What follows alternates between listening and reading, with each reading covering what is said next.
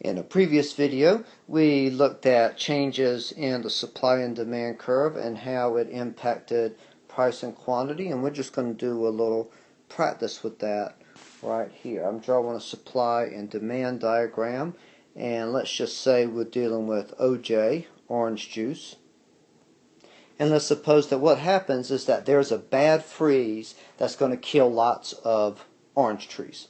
Well, when that happens, that obviously looks like a supply decrease. So I'm going to draw my supply decrease right here. We go from the old equilibrium here to the new equilibrium here. And in the process, price is going to go up and quantity is going to go down.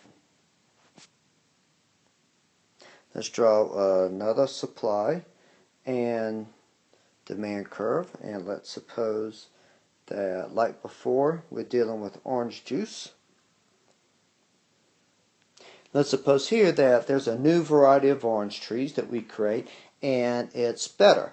Using the same amount of inputs, it produces more oranges. It deals with frost better. It needs less water. And so we can easily produce more orange trees using the same amount of inputs as before. So it's another way of saying that it costs less to grow orange. And when something costs less to produce, we have an increase in supply, which I'm going to draw this new S prime. And we go from an old equilibrium here to a new equilibrium down there, and what we see is that price goes down, quantity goes up.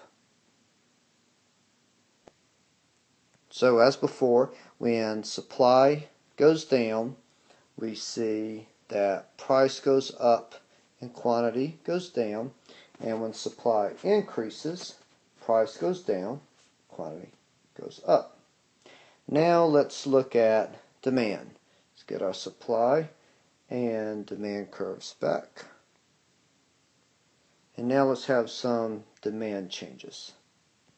Suppose again we're dealing with orange juice, and we have new studies showing that orange juice is really healthy. And we normally think of orange juice as being a healthy product, but now it's even more healthy than we thought. Well, this represents a demand increase. So we draw a demand increase like this, and we go from the old equilibrium to the new equilibrium. And when we do, we see that price rises and quantity rises. And for our last one, I'm going to draw our diagram again. Supply, demand. We're still talking about OJ, orange juice. Now what happens is that the price of apple juice falls. Now apple juice, of course, is a substitute for orange juice. So when the price of apple juice goes down, some people are going to buy less orange juice and replace it with apple juice. And what this represents is a decrease in demand for orange juice. People may buy more apple juice, but they're going to buy less orange juice. And in this case, when we go from the old equilibrium here to the new equilibrium here, we see that price falls and quantity falls.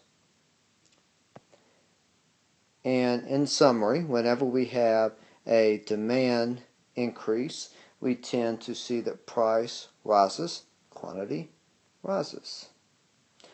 When we have a demand decrease, we tend to see that price falls and quantity falls.